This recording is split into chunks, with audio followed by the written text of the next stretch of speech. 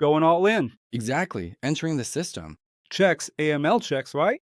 I understand. On one hand, the average person sitting on their phone scrolling through a feed, right? We trade the price difference, Yes. meaning we don't actually buy a physical barrel of oil? I think that's one of the simplest explanations you can find on YouTube. We are pursuing the goal of security. We also want to know what those 100,000 are. And basically, who are you? And by the way, if he then goes and tells his friends, it'll be even worse. There are lots of stories like that, right? Yeah, I think that everyone watching this probably knows someone in their circle who's been scammed. the financial market doesn't like the slow. Those who make decisions and adapt faster win here. Sometimes time is more important than capital volume because money provides the resource. But it's time and access that turn it into a real advantage. A trader doesn't work alone, but within a system where it's not just about how fast, smart, and clever they are, but also which country they're from, which banks, platforms, and rules they go through, and to what extent they are even willing to grant him access to this opportunity. The financial market isn't just charts, trades, and news. It's also about trust, filters, infrastructure, and compliance.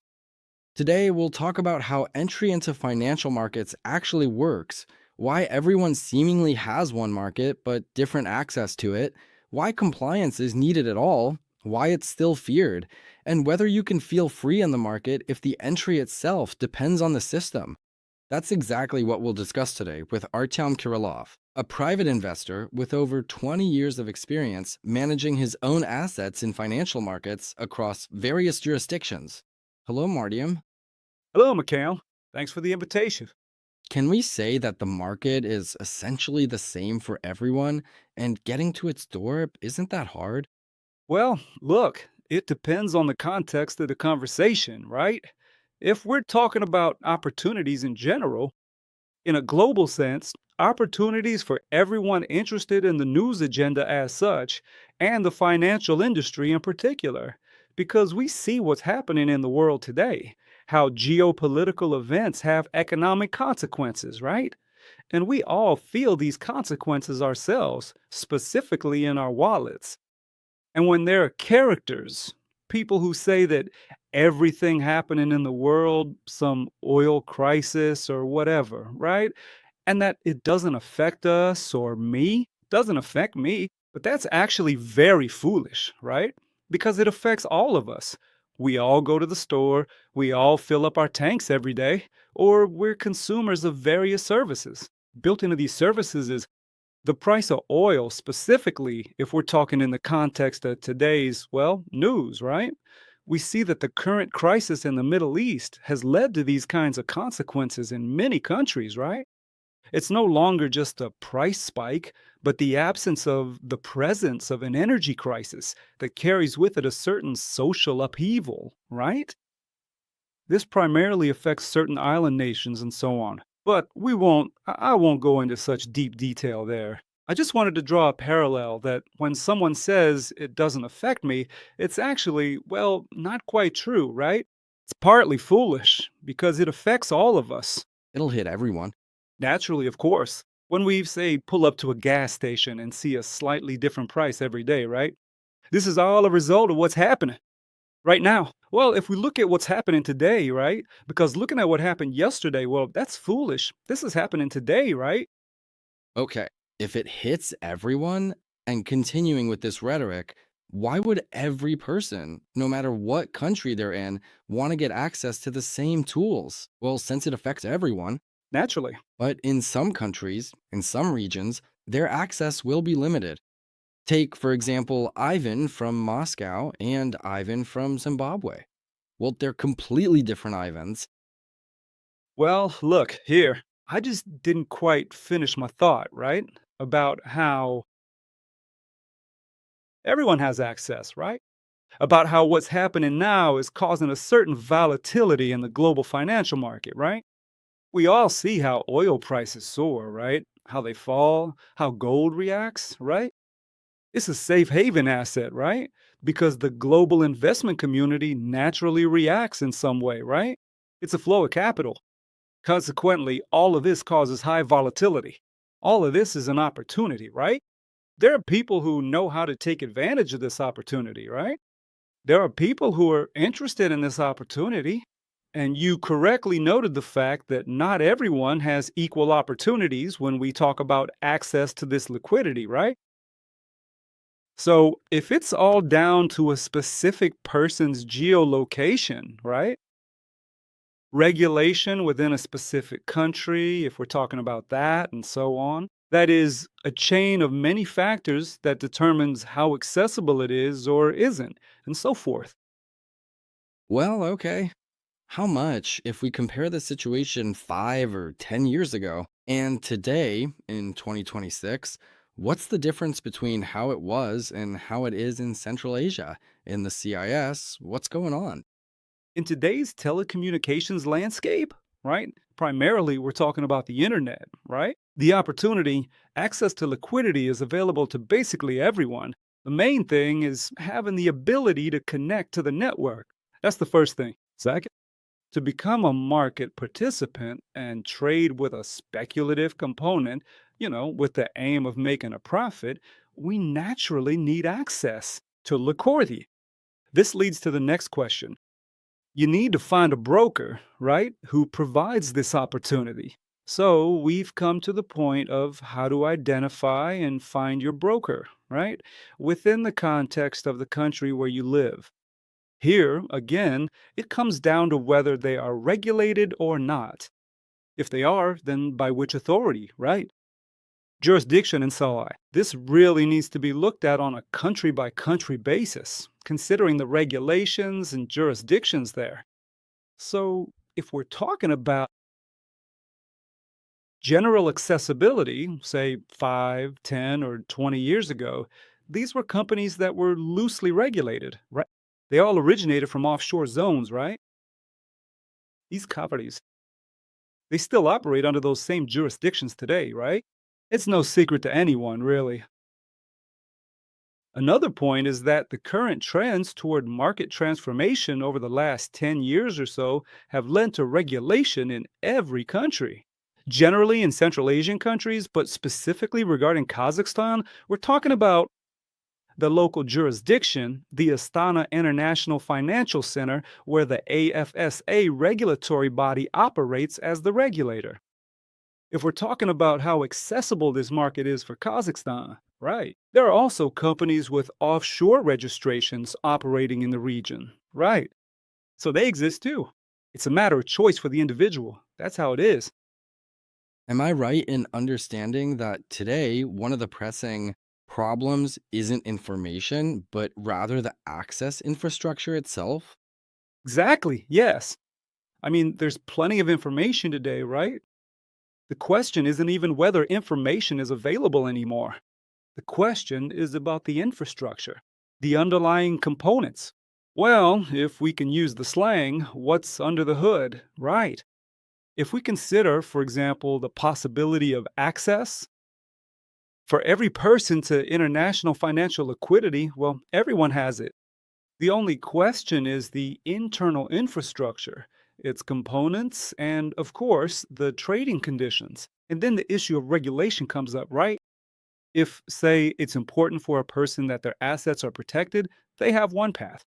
If they don't pursue that goal and only aim to have the ability to access this or that instrument, then they have a different kind of story. Well, in general, what kind of trend are we seeing now? Everyone wants to make money. Well, that's a normal story. It's a no. Story. Yes. But everyone's path is naturally completely different to the point of being banal. Yes. People get into trading and think, now there will be income. Some say, now there will be freedom there, There won't be income independence. there won't be income. But they're faced with the fact that there's a market, not a system. I mean, it's not systematic. There's no general concept of the universe in this financial cycle that we see every day. Flows, CFDs, everything that's there. Futures, stocks. There's no single centrifugal force that makes them move around. And he knows for sure, well, now I'm flying to planet CFD. I'm going to live there. And this immediately raises a point. Why, Artyom, in your opinion, does so many people reach the market but don't reach a result? This is without a doubt the number one problem that is speculated about quite a lot by many people. And it's really no secret to anyone at all that there are even official statistics showing that a significant number of people come and basically end up getting the result that, in principle, they really should get, just as expected. But I always use a simple analogy, which is that people don't quite understand what the financial industry as a whole entails, what risks it carries. And I always use this analogy when we walk. Every day, we are, well, essentially pedestrians. We go to the store, to work, or wherever. We cross the road. I'll now lead smoothly through an analogy to risk management, which no one talks about, and which people only learn about after. Taking a loss, a habit of our time. Yes. So when we walk and cross the road, we go on a green light, we use the crosswalk, and the especially careful ones like me also look right and left. And still, despite all that, we don't get a guarantee that there isn't a drunk driver at that light who's about to hit the gas and run us over, right? There are no guarantees, but by following risk reduction rules, risk management, we reduce those risks. So we're gradually coming to the point that people who come in and are eager to make a profit quickly, instantly, they don't have a trading strategy, a system at the core of which a good strategy always has sound risk management built in. Perhaps I didn't fully understand the question, or rather, your answer. I'm just curious.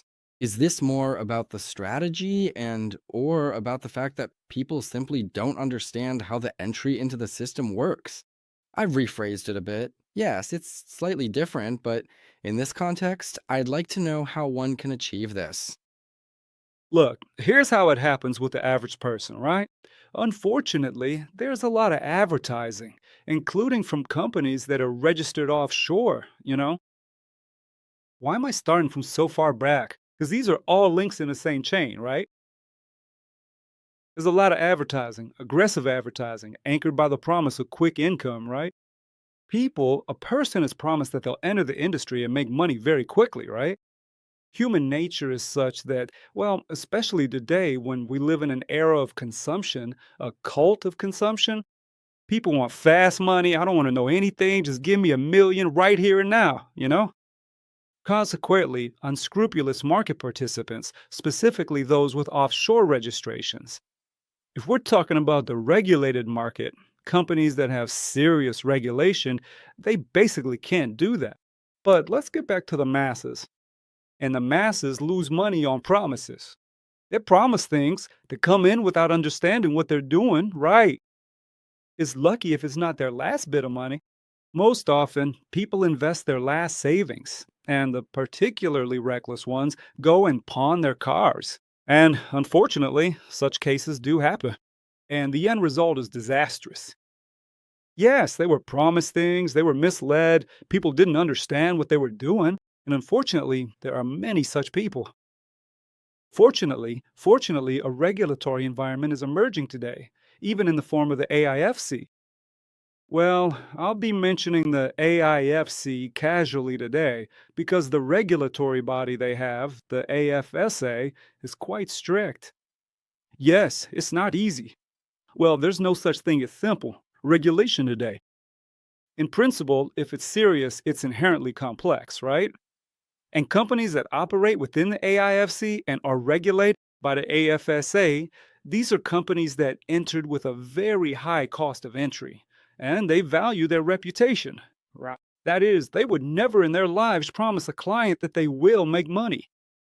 Moreover, I'll tell you, they start by explaining the risks.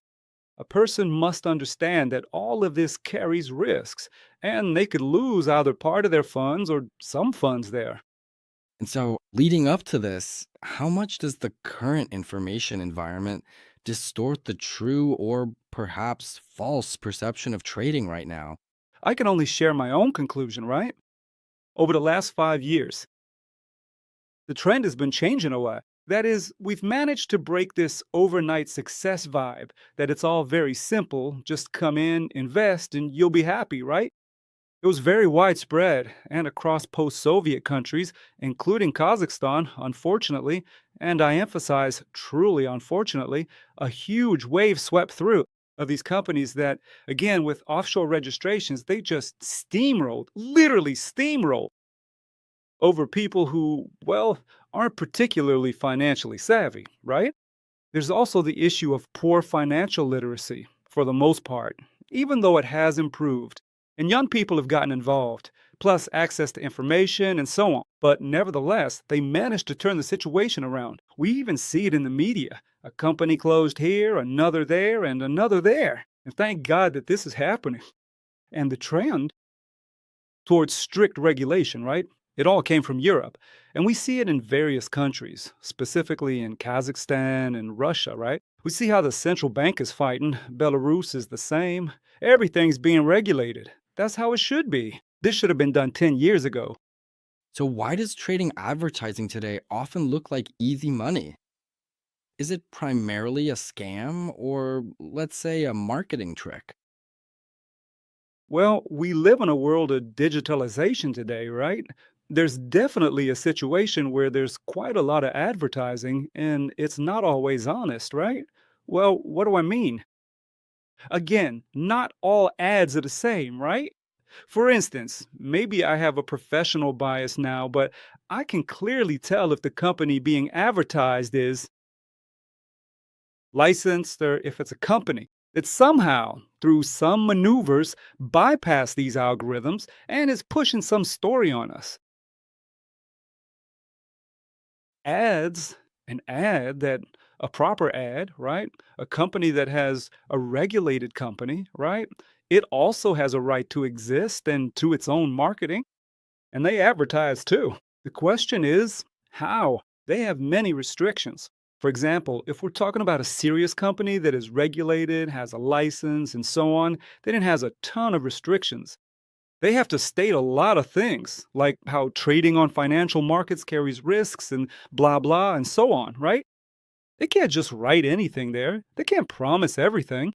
They can't really promise anything at all in principle, right? The most they can claim is that they have certain tools, like having a license, for instance. That's not prohibited, right? Yeah. Is this direct advertising? Well, of course. I mean, how else? They also need to like sell themselves, and make a name for themselves. So these companies are also promoting themselves and they're visible and you can pick them out from the crowd, right? Uh-huh. There are companies that are seen from a different angle, right? That, like I was saying today, I saw a video, unfortunately, right, where a young man, well, clearly says in the video specifically, like, come here, invest, and you'll get this specific percentage. Didn't it? So is that allowed? In my view, no, right? You can't do that. I think this should be like restricted, you know? And you shouldn't do things like that. Can a company that operates seriously in the market and is regulated do this? Well, no, of course not. Naturally, right? They have they have internal compliance, right? Back to compliance again, which won't let marketing, launch an ad campaign like that. Simply because if the regulator sees this, right, they'll get hit with a pretty hefty fine, right? For those kinds of maneuvers. So that's as far as advertising goes. On one hand, I understand the average person sitting on their phone, scrolling through their feed, right? And of course, they can't tell the difference, right? I didn't just say that I have a professional bias, right? Because, well, I see it, but not everyone has the kind of background that I have, right? And they don't all understand. And maybe not everyone should understand such nuances, right? So he sees it. He understands that he was promised something there. Humans are by nature quite lazy, right? So he's promised like 20 to 30% a month, which is already astronomical, right? So I would actually like to address probably those who will be listening to us with a plea. Basically, not believe anyone at all. I mean, for the most part, right? You need to check everything. Just like, yeah, keep a cool head, right? Look at what kind of company is making the offer. Who is this company? It's no problem today to check on Google what kind of company it is, right? Who are they regulated by? Are they even regulated at all, right? Go and check the contacts, the legal address, where they're based. Maybe they're not even based anywhere, and so on. If we're talking about the internal local financial market of Kazakhstan, then everything is like even simpler, right? There's a regulator where you can go and literally knock on the door. Knock, knock. Hello.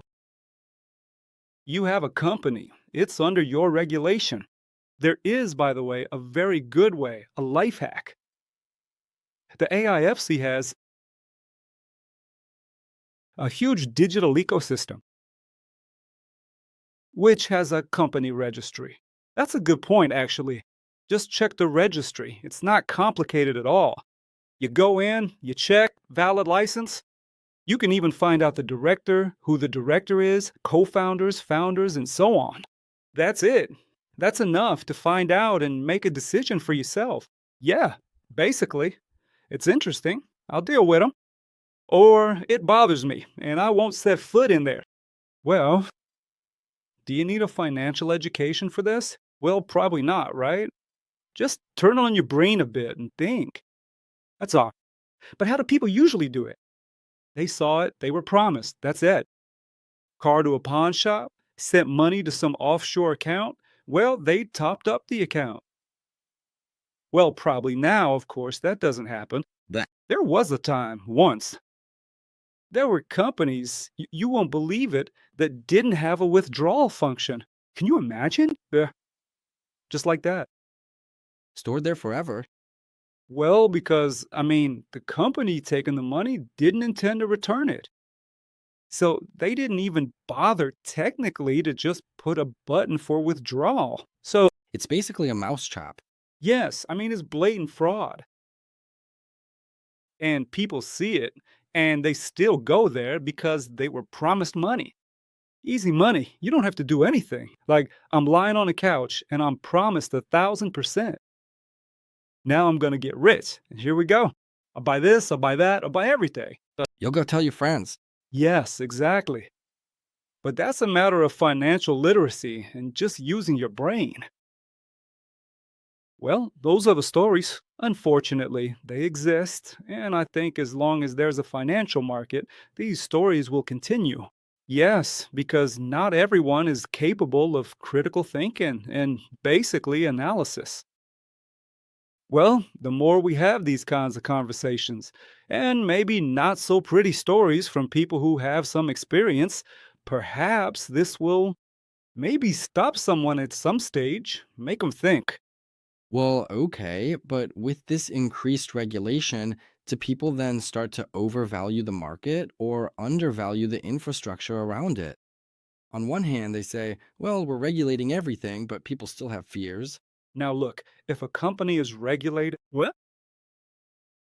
well, again, going back, let's go back to the AIFC and AFSA regulation, right? That is, if a company has received a license for CFD brokerage activities, they can only provide services to a professional client. Well, So they have, not only do they have verification, right, with all that entails, AML, general compliance there, right? All the compliance, it's such a trigger. Everyone's like, whoa, what is that? what is that? AML and so on. And it's a long one. Yeah, well, we'll like if you're interested, we'll touch on that too because we can't not touch on it, right? I mean, it's all in one, like Lego. in one pile. Yeah. So these companies, they conduct verification and categorization. And this is where the most interesting part begins, right? For example, for this company, hypothetically, well, let's say I'm a client of such a company in order for me to deposit money there. It's not just like that. Right. So not only did I get access to deposit money, I have to go through categorization. That is, they ask me questions, right? Who are you? What are you? What experience do you have? And am I educated, right? So it's very important, like an entry test. And if I don't fit the company's onboarding, then no one will serve me as a client. And how long does it take? I assume it's all efficient. No, well, look, it's all very basically, it's all very simple. It's like at a bank, right? You come in and open an account, right? There's a certain procedure.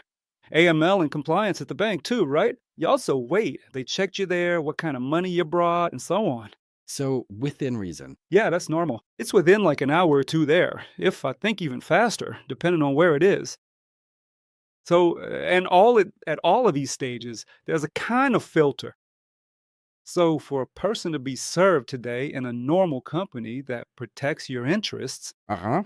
Why? it's regulated, right? On your side, there's a strong regulator that you can go to, like literally knock on the door and say, "Hello, I'm a client at this company. You are the regulator of this company. Accordingly, here they've messed something up, done something, right? You can go and then complain, right? If we're talking within, specifically in the context of the AIFC, then there's even a court, right? So if a client was hypothetically cheated, the client believes, well, that his rights were violated. He goes to court, and accordingly, his rights are restored, well, like protected. That's also a very key factor, right? I mean, the market transformation didn't just happen for no reason. But at the same time, offshore companies, which, well, maybe that's derogatory towards companies that have an offshore registration. Not all companies now that have an offshore registration are like bad, right? Well, you can't really say that either. I don't want to badmouth anyone at all. Though I'm not really naming any specific brands. I think those in the know already know. Say the top three or top five companies that everyone's heard of and that are still registered in Belize. Offshore. Offshore isn't something to fear either. The company's reputation matters here too. Keep in mind that a company registered offshore can also value its reputation. So, I'm definitely not trying to smear anyone here or anything like that. So, every person has a choice of where to go. If they need the professional infrastructure you're asking about, well, they go to one company. If they're an algorithmic trader and need this specific asset, then they go to that company. So, if they want to invest and manage it somehow, whether trading manually or using algorithmic trading, and they want their rights to be fully protected because they're investing a lot of capital, say starting from $50,000. Yeah, that's already, well, it's not exactly huge, but it's a significant account. Yeah, that's a professional trader who knows how to manage such assets. Consequently, they're pursuing completely different goals. They're interested in protection. So they look at companies operating in transparent jurisdictions. The AIFC is one such jurisdiction. I should get an ambassador badge for this ad placement. No, actually, it's not an ad. I'm just saying that these jurisdictions have emerged and they're very serious. The AIFC is a jurisdiction, and with the AFSA as a regulator, it's not all that simple, of course. I'm not in any way. It's not an ad. We're just saying these jurisdictions exist and have been operating for a long time. If we're talking about the AIFC, I think they've been around for over 10 years or so. Anyway, they've been active for a while. So they're already known globally. By the way, the AIFC is based on English law. That is, they took English law as a basis, but they created a regulatory and jurisdictional model based on Dubai's DIFC of the United Arab Emirates. I thought it was Deutsch. Yeah, so they did a bit of a copy paste there. And when I looked into this jurisdiction, basically what it is and how it's regulated, and the companies that are members of the Astana International Financial Center and hold a license. You also need to understand what kind of regulator it is and how it operates. It's not enough to just have a license. You need to know what it provides, what rights it protects, and so on. It's all very relative. But in terms of where a client should go, all paths are open to the client. The question is, what is his goal? About where a client should go. How do they search? The simplest question, I think, for those listening or watching us, where do they even look? Well, look, I truly believe, or hope at least, that our podcast will reveal something, shed light on. Well, again, these are my subjective, private conclusions. I can only share my own experience and my opinion, my view on a given situation. I'll just add again, say there's a beginner Yes, who listened to our podcast. yes. Where to go, what to give. Suppose he has, well, not even just what to do. Suppose he has the funds. Suppose he's not stupid, but he's just never been interested. Then he listens and says, why am I not doing this? Why not? So the question will have two parts. First, what's the first mistake such a beginner might make? And second, where to look? I mean, just go online and ask GPT or what?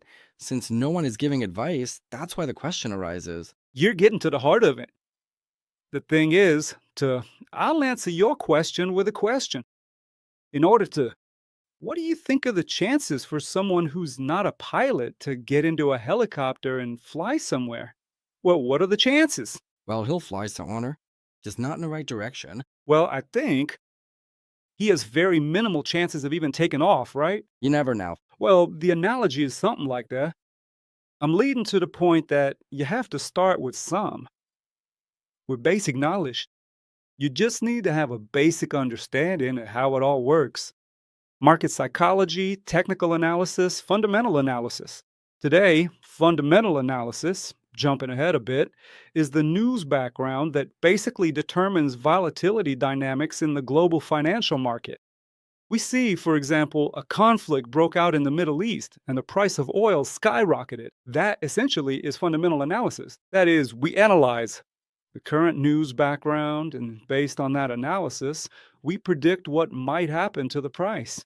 If we see the price might jump, we can buy it at one price, it goes up, and we sell it. Well, that's 100% a speculative component. If we're talking about CFD trading, mostly, of course, we're talking about CFD trading. So it's a speculative component. What is CFD trading? A quick lesson. It's making a trade without buying the actual underlying asset. We trade the price difference. Meaning we don't buy, say, an actual barrel of oil. So, for example, currency, gold, oil, right? Exactly. Yes, exactly. So volatility is the price change at a given moment. The market took off. We bought, made a trade, lock it in some. I think that's one of the simplest explanations you can find on YouTube these days. Well, no, it's not that simple. I'm just, in my own words, giving a general idea how it all works, yeah. Well, regardless, the internet will remember it now. Right, so people understand the basic principle of making money, yeah, which is price movement. The real question is how we analyze and how we forecast. And that's basically it. And that's exactly what forms a trading strategy, right? Like I mentioned before, and at the start of our talk, I brought up risk management. Yeah, every trading strategy has a foundation, and that's risk management. It's when someone realizes they're entering the market with a speculative mindset. Whether they go to one broker or a second, a third, or a 10th, they're essentially making trades with a speculative intent, driven by a desire for profit. So, when making speculative trades, they have to understand that it's all about risks. They need to realize that potentially they could lose their funds. The question is, how much of those funds, if, for instance, well, speaking for myself, if for example, my trading strategy, I call it extremely conservative, or off camera, an old timers approach. Yeah, but still, it accounts for the possibility of losses. And some trades, if you look at the monthly results, are actually losing ones. Yeah, and that's normal. If anyone ever tells you that they've, say, closed out a month, well, a month is fine. Okay, sure. Or if they closed the year and every single month was in the green. Well, I don't buy it. That's nonsense. But getting back to the question of a beginner's first mistake, so let's say there's this guy Ivan from Dubai. Going all in with everything. Yeah. Well, I'm going to be throwing around slang today, but But is it worth it for him to go to the library? well, look, first of all, he definitely shouldn't go to a library because he won't find any real information there, right? I think it's best to start with the fact that you can actually study this subject quite deeply on your own. Yeah. It's a matter of motivation again, how much we really want to learn it and so on. Well, I can tell you about myself. Back in 2005, my journey into learning about trading began. And back then, there was literature. There wasn't nearly as much literature on the internet yet, right? Right. And there certainly weren't as many truly interesting videos, yeah. Today, you open YouTube, and there are so many channels that actually, well, present good information, the right fundamental stuff, which is basically what everything is built on. Yeah, that's where you should start. We didn't have that, so we'd order these little books. There were already some of the first companies that were publishing those basic lessons and so on. Obviously, that information is outdated by now, but regardless, I think it still serves as the foundation even today. That's technical, fundamental analysis, and so on. Psychology, by the way, is also very important. Basically, the rookie mistake, the thirst for quick money. That's it. The first thing they do is fall for some promise and invest their last bit of money, right? Yeah, worst of all is when they fall into the hands of a shady company that tells them exactly what they need to do. Well, they tell them which instrument and which way to trade it, right? So it doesn't get any worse than that. Consequently, 99.9% of the time, they'll lose those funds. That's all. So, without having a proper understanding, the way I see it, look, it's very simple. If a person has basic knowledge, it's unlikely they can be manipulated so easily. Well, unlikely, right? After all, they have some basic knowledge and they're already capable of analysis. That's it. If they, I sometimes, well, in private chats, we discuss with colleagues what and who is trading. Well, obviously, I personally, my philosophy is that I never give any recommendations. But sometimes someone throws out a question, guys, what are we trading today? Right? Well, still, it all depends on what someone's goal is and what strategy they're relying on, right? Today, there are a lot of guys doing algorithmic trading, right? Whole teams. It's absolutely normal. Entire financial institutions trade using algorithmic trading. That's normal. So it's no secret to anyone. Many funds and banks use algorithmic trading. The question of who writes it and how it's maintained is a different topic. So it's a perfectly normal thing. And so, to the question, what are we trading today, right? Well, share your story, who's using which instrument. And I always look at who's trading, what they're trading, right? And in which direction. But most often, I never post myself because, well, what's the point, right? Especially since I trade manually. In my practice, sorta, there was a history of trial and error using algorithmic trading. Well, that just didn't click for me. So I'm probably, I'm from that generation of traders that prefers a manual. The golden age.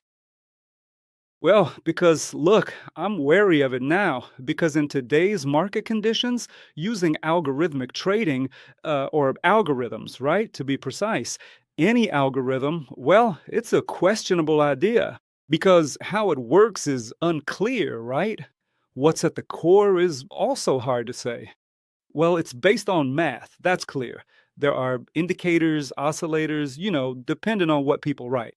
And who writes for which instrument is, again, another story. Today, by the way, there are many services that allow you to purchase one robot or another, even. Uh-huh. So that's the story. Anyway, getting back to companies that are regulated, right? I know a team that bought a robot, but they fine tuned it themselves. The guys, well, they're gifted IT specialists. They finished it themselves, but they bought the base, the code. Yeah, and they were looking for a company, right? Through which that would protect them in terms of executing all trades, right? See, the company, getting back to brokerage companies that are registered offshore, right? They use different business models, including hybrid ones, right? Well, what do I mean by that? Not all trades that they should pass to an external counterparty, to a liquidity provider, are actually passed, right? But for a serious company, right, it's important for them that trades are passed, well, directly to the liquidity provider, right? So they need the infrastructure. This goes back to the question we started with. So if a team comes along, they're always looking for a company, right, that will create this infrastructure for them. So it's actually very important. When we're talking about six-figure numbers, right, then it's a completely different conversation. And infrastructure is very important there. But when a person comes with, say, $100 and just wants to play around, right? Then he simply won't pass the onboarding at this company. That's all. No one will take him as a client. The door will already be closed. The door's already closed. Yeah. And unfortunately, he's left on his own. And here he can get lost among offshore companies. Uh, And there's a very high chance they'll find him and take those $100. Come here. Well, something like that. Yeah. And by the way, if he then goes and tells his friends, it'll be even worse. He, I mean, Get rid of friends like that. yeah, yeah. By the way, there are many stories like that. Yeah. Then these people, with a certain greed for profit, they invite others, then they form these Some kind of communities, communities that operate on the principle of successful success, successful success. Give me money, right? And I'll make a fortune for you here. and then new pyramid schemes. Yes, unfortunately, you see, the financial industry, by and large, it's so interesting for me to observe these 20 years of transformation in the overall financial industry. It started with a really terrible offshore scene. And right now, we've reached the home stretch. Well, not even the home stretch, but the starting line on the path to severe tightening and strict regulation. And that, I think, well, is normal, right? Because not all financial industry instruments can be mass accessible. That's my opinion. Well, not all of them, because, well, it carries its own certain risks. By the way, if we talk about categorization in companies under AIFC regulation, specifically AFSA, then a CFD broker that is regulated, right? At the onboarding stage, they go through a questionnaire and they need to confirm capital of 100,000, right? That's the first thing. And second, they must confirm their experience of continuous trading over the last 12 months. That's already quite a story, right? That's already harder. So this person has to trade for 12 months, and someone who isn't in the loop can't trade for 12 months, right? So that Not a beginner anymore. well, that's not a beginner at all, far from it. The question there is already how much they're with varying success, successfully or unsuccessfully, that's another matter, right? But nevertheless, if a person act well, relatively successfully, well, like works stably for 12 months, well, that already says something. Well, relatively speaking, my trading strategy at the end of the year, right? It doesn't exceed like 6% annually per month, 6%. So, All right, we've discussed what a beginner should do and the general state of the trading world and the market as a whole right now. Now, I want to ask a question about the platform. A platform isn't just an interface where someone goes to trade. It's essentially an entry point into the entire system. Whether you're a beginner or not, the interface is what you'll ultimately see. It's, well, you could say it's like a checkpoint on the home stretch toward reaching a goal. And before trading, one must understand that you need to choose a platform, fund your account, and first of all, go through categorization. yes. Well, if we're talking about reputable, normal companies, Yes, if we're talking about those. And essentially, trust that company with your money. So, Arya, how much does a choice of platform affect? A trader's future experience and their overall journey? Did your very first platform have a big impact on your path? well, it's like getting married for the first time. Well, maybe that's a bit of a crude comparison or analogy. But of course, the most important thing for an active trader, let's probably stick to the idea that we're talking about a trader Yeah. or manager who actually has some experience. Yeah. It's probably not right to lump beginners in here because, well, that's a completely different weight class. It's even a bit difficult for me to speak for him right now. I mentioned, by the way, that one of the biggest mistakes beginners make is going in with all their capital. Mm-hmm. So obviously, that's not about strategy or a trading system. Consequently, the person enters, loses everything, gets hit with a wave of negative emotions, and quits. Then they tell everyone that this person is a scammer, that company's a fraud, and so on. ignoring the fact that they themselves are completely financially illiterate. But we're getting a bit sidetracked here. We're talking about how important it is for an active trader to have, well, a platform, a brokerage, or a CFD company. You can call them whatever you like. But regardless, they are the partner through whom he gains access to liquidity, the specific liquidity he's interested in. Everyone's talking about it today. Let's take a well known instrument like gold, for example. It's on everyone's mind because gold has that safe haven status, a safe haven asset, right? We're seeing today how it's just being, to be honest, we were just discussing this with the guys yesterday. How over the last probably 6 months, I don't recall gold being this active or volatile. I mean, 5 years ago, if gold moved 150 points during the US session, it was a huge deal because gold is an expensive, heavy asset with a massive concentration of capital. But now, to see it swing 300 points down and then back up, all within a single US trading session, that's just, well, that's wow. What is volatility? It's also risks accordingly. It's opportunities, but here it equals risks. So, how important is it for a trader to choose a broker? It's the partner they'll trade with and how much they'll trust them with their money. Because by trusting a broker to execute trades on their behalf, well, how does it work? Uh-huh. Trade, Uh-huh. and the broker, yes, Uh-huh. routes their trades to an external counterparty. Yes, a service provider, a liquidity provider. So they're a bridge. They act as a bridge like that. Yes. So for a trader, it's very important how faithfully the company fulfills its obligations, its trading obligations. Because for any managing trader, one of the key parameters they rely on when choosing a company or broker is the trading conditions. Uh-huh. Yeah. So what commission will they be paying, right? For instance, if we go back to companies operating under the AFSA, these companies usually work on an A book model. A book means that all client trades are fully routed to an external counterparty, and the company only takes a commission for its services. So, how does the client understand this? It's actually very important for the client because the company and the client are in the same boat sailing across the ocean called the world of finance. Yes. So, well, that's the analogy. So, it's very important when a client, like me, for example, when choosing a company, understands that the company operates on such a business model and has such a regulator. I always ask who the liquidity provider is, right? Take the well known company Finalto. Again, this isn't an ad.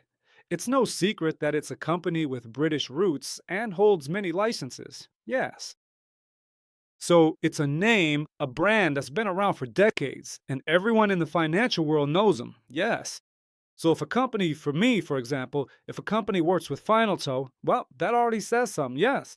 First of all, Finalto has its own compliance and onboarding process, right? A company will never take on a CFD broker as a client, even if they have a serious license. If it's, well, questionable or sketchy, yes, because they have reputational risks too, right? They've worked for years, obtained many licenses, and the cost of a license isn't 1 million or 2 or 3 or even 5. So, well, that's the story.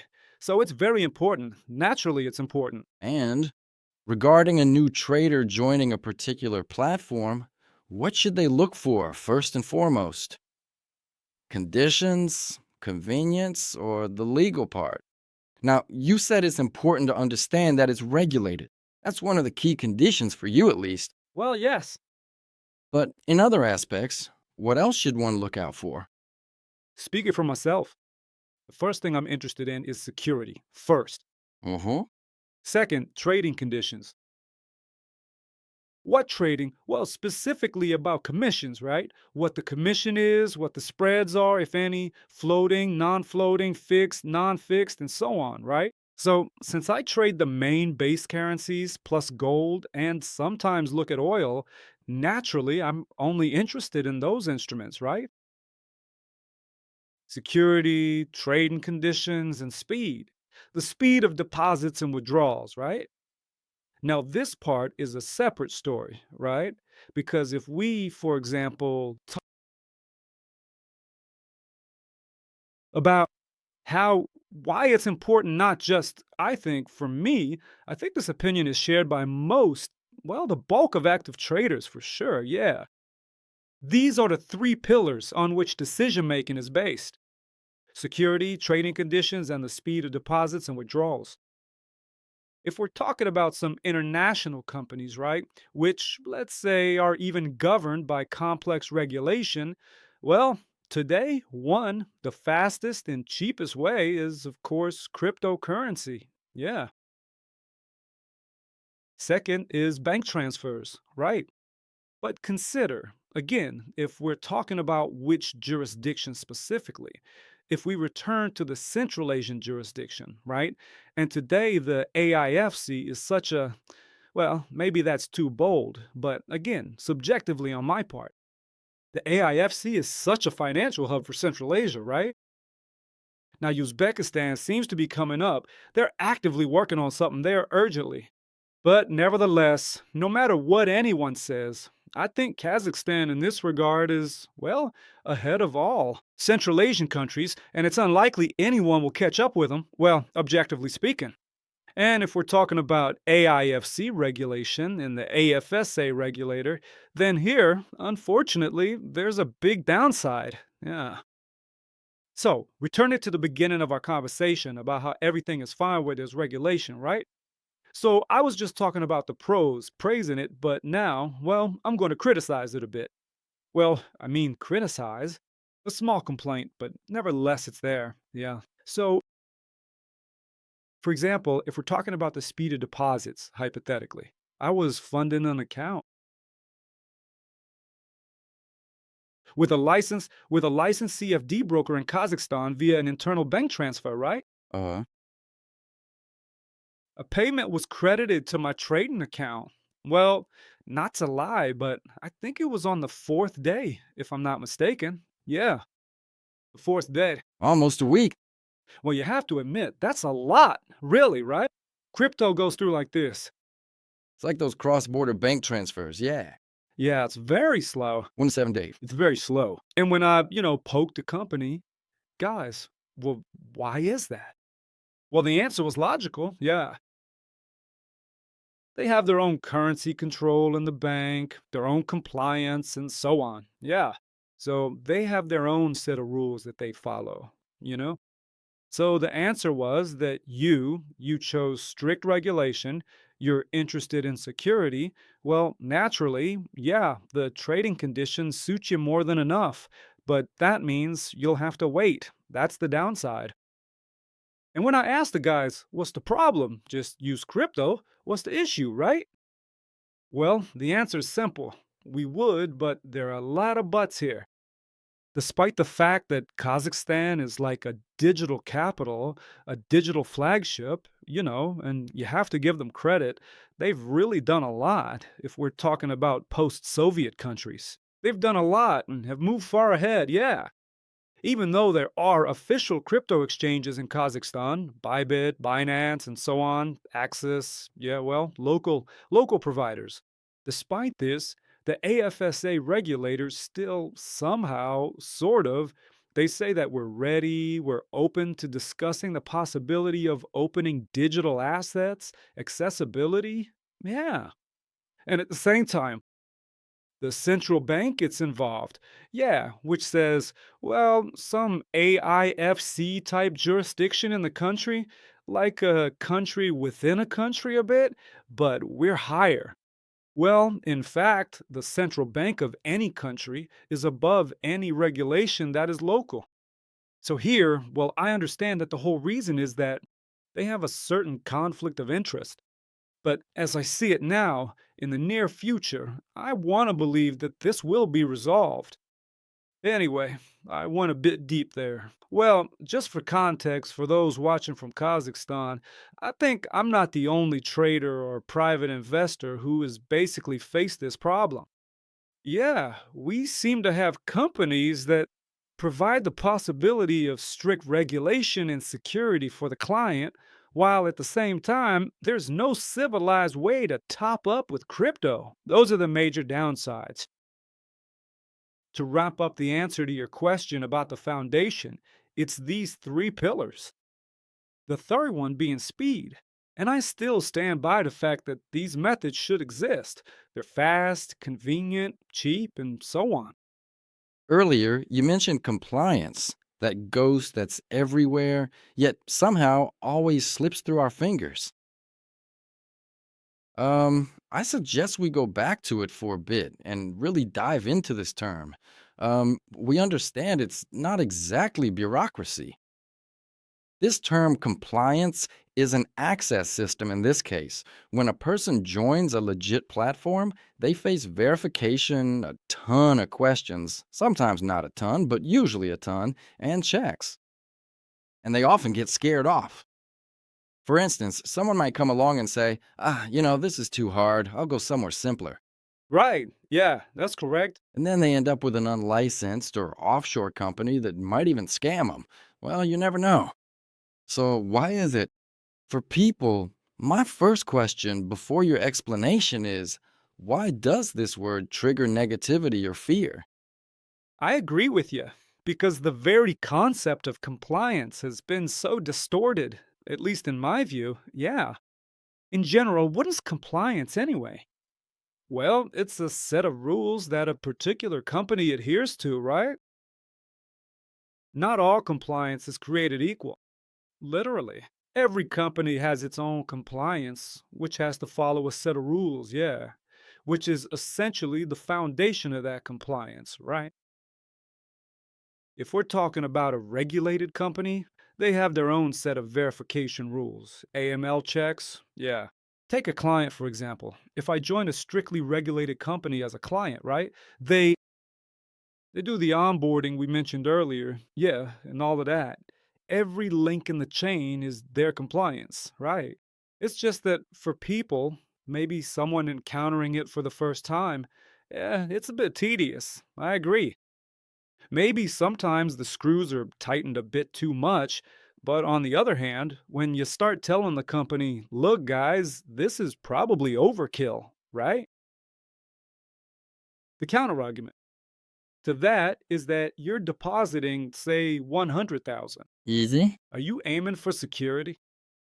Well, naturally. And they tell me that we're also aiming for security.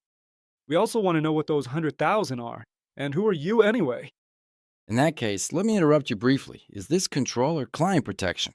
Well, it's both control and protection. At the same time?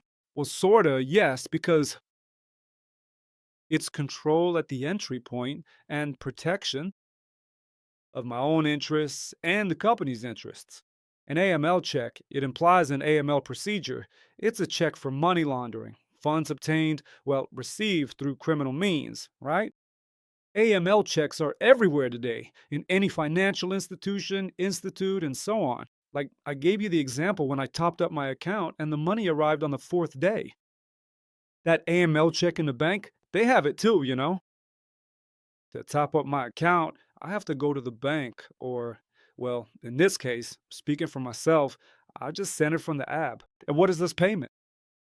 What do you mean? That's my AML. Well, the manager asking, what is this payment? Money. It's money, yeah. Well, it's my money. I'm topping up an account officially opened in my name at a company that's a resident of Kazakhstan. It's a licensed CFD broker and so on and so forth. So this is the work this is an example of an AML manager's work. It's all part of compliance. Inconvenient? Well, probably inconvenient. Does it serve security? Mine? Of course. I mean, it's in my interest, right? You know, it's always interesting how people reason. When we go to a bank, right, and they ask for our passport details, we don't ask questions, we just give them our passport details. The bank wants to know who we are. That's the KYC procedure. Now, I recently flew back from Dubai, and I just went to withdraw money from my account to cash out. The amount was actually tiny, but just for some daily expenses and dirhams. And, well, I was just sweating bullets answering all the questions. Fill out 8 questionnaires, mark this in the app. It was just crazy, really. And it's all tied to AML and their overall compliance. So when people ask me what's harder, I sometimes laugh and say, try withdrawing money in Dubai, or just opening an account, or if it's corporate, try topping it up, and so on. And then come back here and say you're having a hard time. Yeah, exactly. So this is, you see, a global trend today. You see, well, this is where we've ended up. Especially KYC, it's everywhere now. Yeah, yeah. Inconvenient? Well, probably, but it's all in our best interest. Listen, when based on my own experience and that of my colleagues and just friends in my circle, it's human nature. As soon as it comes to any somewhat significant amounts, yeah, it's a completely different conversation. You see? So that's it. That's why I always say, look, we're talking about your money here. It's in your best interest. It's inconvenient. Well, maybe at some stage, it's probably inconvenient, yeah, but it's about security. You have to, it's the flip side. Ignat comes home to his family. He says he lost 100 hours. Then another day he comes and says $1,000. Right. He's a different person. Yeah, yeah, yeah. Totally different. It's pretty much like that, yeah. Well, relatively speaking, it might be a bad example, but nevertheless, it's simple and relatable, right? Yeah. I think everyone watching this probably knows someone in their circle who's been scammed. Whether it was a pyramid scheme or some shady brokers. By the way, we need to highlight this topic too. Yeah? It's still happening even today. Yeah. Actually, I even saw something on YouTube today. Well, I won't name names or point fingers, but I condemn it. Scoundrels. Scoundrels, exactly. They're still using the same schemes today that were actively used back then, 5 or 10 years ago. And I was just amazed. I didn't understand how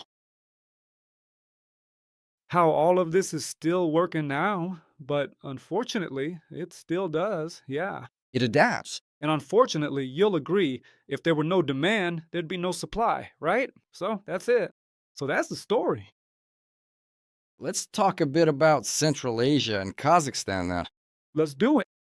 How integrated is the region into the global financial market today? As an expert who moves around periodically, you mentioned Dubai and other countries. So, how much is this actually felt? Well, if we're talking in the context of Kazakhstan, it's very noticeable. I keep referring to the AIFC today because it's a topic close to me. The thing is, the AIFC organizes the AFD Forum, Astana Financial Days, which has been held for, if I'm not mistaken, 5, 6, or 7 years now. And since 2024, I've been, well, a guest at this forum. And I can give you my perspective from the inside. The forum grows year after year. This year it's 2026, and I think it's grown exponentially. I mean, really significantly. This shows that a lot is being done at the state level to promote the financial institution, the Astana International Financial Center. They are heavily promoting and positioning themselves as a financial hub in Central Asia. Well, they already are one. Yeah. How many member countries from year to year come here? Yeah, you can see by the guess that, well, there's just a lot of people. Not everyone, everywhere, knows that there's a jurisdiction like the AIFC. But well, they're doing a lot. And to the question of whether it's being promoted, of course, it's being promoted heavily, naturally. And so companies wouldn't be coming here otherwise. Well, and for you personally, or to put it better, in your opinion, what's the main progress specifically for traders from Kazakhstan Well, I would, at the moment? from Kazakhstan, What can we highlight? the progress is that companies are coming here. Asia? Let's say with international capital, and they're creating a competitive environment. We're saying that by promoting the AIFC this way, an environment is created where big capital enters, and they offer what's most important for a trader. This is a follow up to your question. I was saying that security and trading conditions. Trading conditions will only take shape when there's a competitive environment. Hmm. A competitive environment will only exist when the jurisdiction grows. Yeah, we're talking about the AIFC and AFSA within which they operate. So, if they keep growing year after year, just like they are, at the same pace they're growing right now, then I think that in 5 years there won't be, say, 5 to 10 CFD brokers with strong capital, but there will be 20 of them. Consequently, the trading conditions will be completely different. Yeah, so naturally, it'll be more attractive for bringing in traders. And look, the point here isn't just to be attractive, specifically in trading conditions for traders from Kazakhstan. It's about attracting international teams. You see, that's the thing. For instance, the countries of Central Asia. Taken all together, that's a very large population, actually. Yeah. Plus, if we're talking about, say, attracting and shifting from other jurisdictions, they're also competing with each other. Yes. Well, for example, I mentioned the DFSA today. The Emirates, well, it's not simple there either. There's a regulatory body that operates across the entire territory of the Arab Emirates. And then there's the DFSA, which operates specifically in one emirate. Yeah, well, it's not convenient. So they're competing with each other. And those clients from the Middle East, they're already looking here. So because the jurisdiction's expanding, it's large, and it's attracting attention. And naturally, their reputation is growing as well. And the real driving force behind all of this? The driver for all this progress is government support, naturally. Kazakhstan has done a great job in this regard, creating this kind of environment. And of course, it's clear that a lot is being invested here. It's entirely a sort of, well, I assume, a government program. Huge funds are being allocated, and well, we can see the results, right? Well, given this environment, market freedom is, as we understand it today, not an absence of rules, but the ability to work within them overall. So, can we even talk about total financial freedom today Well, it depends on. within the financial market? Again, Well, what do you mean by financial freedom? In terms of perhaps some kind of restrictions? yes. Besides, as we said, we already understand about compliance. Well, there are, of course. Look, I touched on an important topic today that affected me personally, right? That's the methods of, say, depositing funds, right? It's not just about the deposit method, though. I'm not just interested in putting money in. I'm interested in depositing funds. Making a profit? Yes, because the trading conditions appeal to me. I care about the safety of my funds, the protection, that regulation implies, and consequently the withdrawal, right? So I entered the market, traded, and then there's the profit, right? I don't close the account per se. I withdraw the profit monthly. I don't reinvest it, right? I withdraw, say, doesn't matter, like $1,000 or so, right? I just withdraw it. But the withdrawal process is the reverse, and it's also inconvenient, right? I mean, 4 days to deposit and 4 to 5 days to withdraw. Well, that's not exactly great. So, well, that's one of the downsides. And in response to your question about restrictions, is this a restriction for me? Well, probably, yes. I guess it is a restriction. Well, it's inconvenient, you see. And where's there more risk? In the price or in the system of accessing it? That's a deep question, actually. If we're talking about a broker who operates honestly, right, and is on my side and follows an A book business model, well, that's one story. If I've joined a company that uses a hybrid model, right, and I understand that either part of the trades, part of the volume will be offloaded, or it won't be offloaded at all, and so on, that's already like a slightly different story. That's everything regarding the liquidity access system.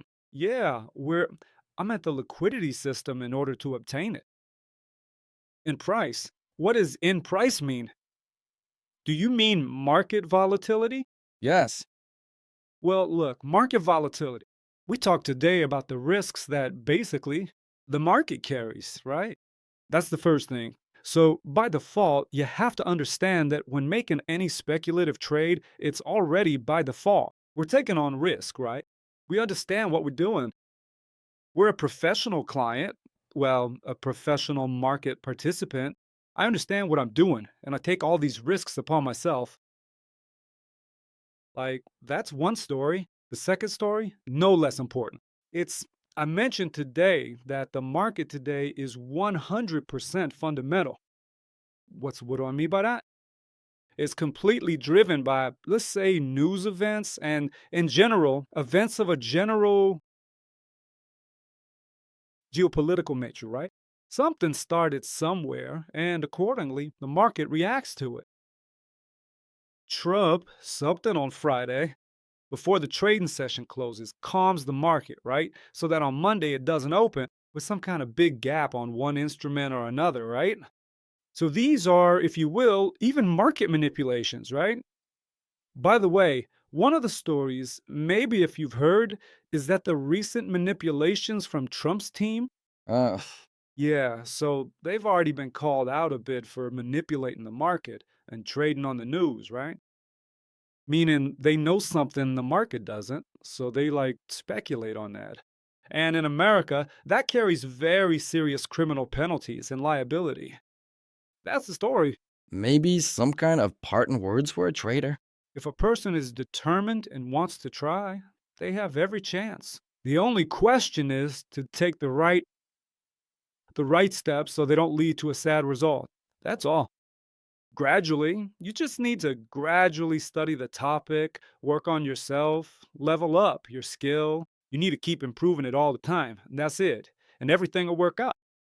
A bit. No one's saying you have to become a pro participant, well, a professional right away. You have to get there. I also I also made plenty of my own mistakes, right? I'm not saying that. Well, maybe someday we'll record another podcast on the topic of failures. Easy. There are a lot of them, right? The thing is, no one wants to talk about it because no one wants to remember it, right? Well, like, everyone wants to appear a little bit better than we actually are. But my point is that everyone has their own past. Yeah, and we've each walked our own. And basically, there's a kind of social responsibility too, to talk about this as well. But that's for another story. Financial markets truly open up opportunities, but opportunities themselves mean nothing if you don't have the right access to them. Today, it's important to understand you're not just working with charts, but with a system of trust, filters, and rules. And the sooner you realize this, the better your chance to not just enter the market, but to stay in it. Artyom, thank you so much for joining us today for such an interesting and wide ranging dialogue. And this was the xChief Central Asia podcast. I'm Mikhail. And perhaps the main question that remains and is worth leaving for today, do you think it's fair to allow only those who have passed compliance into the financial market? Or should the right of entry be open to everyone? And Walker, write your opinion in the comments. Subscribe to the xChief Central Asia podcast and see you in the next episodes.